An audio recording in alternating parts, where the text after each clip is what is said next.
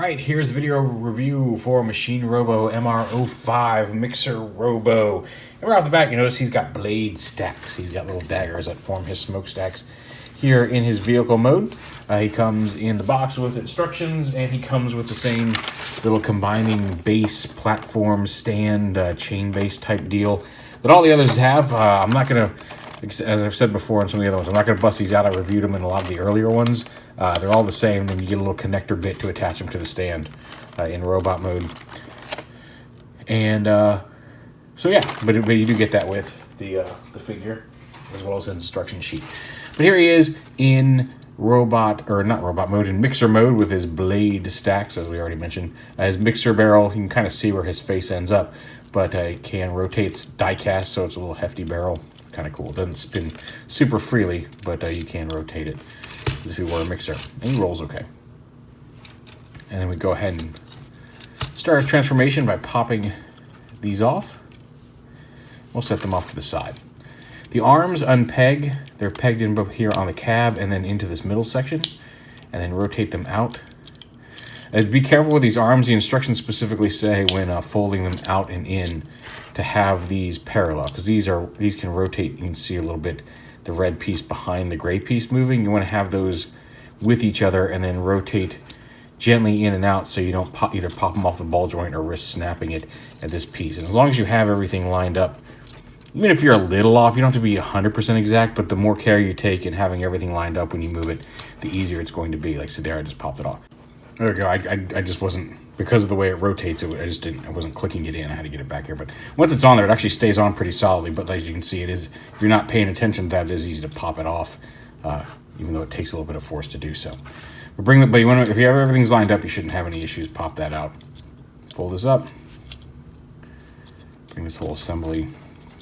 It should just fold up into here like this. Close it up. That'll be the chest and waist piece here. Bring the arm down. Go ahead and flip his fists out. Like that, and bring the arm around so the elbow faces forward. Same on this side.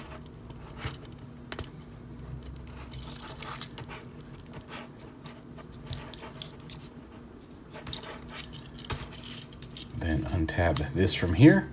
Bring this up. This piece lifts up. It's on kind of a little spring mechanism. This little circle tab goes in here. You can see it's on a spring mechanism. That also allows the face to rotate out. So now he's got his face visible. And when you do that, you bring this up and you clip this into here. So that little circular tab that was on his head slots into place there. And it will say when you're doing this, you want to make sure everything, there we go, make sure you can see all three of the holes like that. It'll line up and collapse into the chest. And the instructions specifically say to be careful when doing this. When you go to vehicle mode, don't pull up on the head here. It does spring up a little bit when you want to rotate it around to plug in here, but it slots in from the back. You can see there's a clip here, so make sure that you slide it, you pull it, and once all this is untransformed, pull this back here and pull back on the head.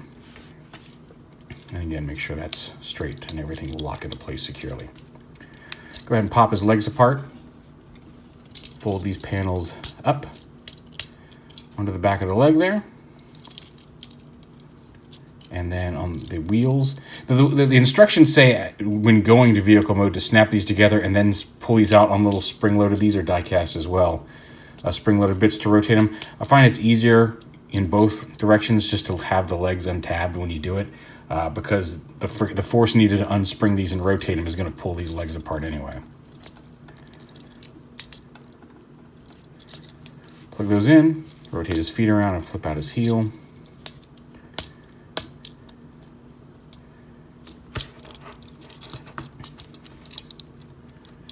And give him his stabby stacks. Try to keep the tab on the inside. But you can do it however you want. He's gonna get you, sucker! Stab, stab, stab, stab. Here's a knife. Knifing around. Cut, cut, cut, cut, cut, cut, cut, cut, cut, cut, cut, cut, cut, cut, cut, cut, cut, cut, cut. Anyway. So yeah, there he is. His head doesn't really turn here. You can kind of do it a little bit if you rotate the drum, but like The head itself is fairly static, although the face does have some rotational bits in there. But he's got the ball joint here inside the shoulder, as well as the hinge up here at the top of it. And then let you rotate it there. Ball joint at the elbow. No wrist swivel, it's one solid piece. No waist swivel again because of the transformation. Ball joint hips, thigh swivel, hinge knees to about 90 degrees, and then a ball joint at the ankle. So yeah, this is Machine Robo 05. I did also get Machine Robo 06, the Blackbird Robo, which is very nice looking. And when we do that one, I'll pull out the whole set of all this scale Machine Robo figures. So don't worry, you'll see them all in a group right now in a minute, including Mixer Robo, but I'll pull him out later. But there he is, Machine Robo MR-05 from Action Toys, Mixer Robo. He's pretty cool. I love his diecast mixer.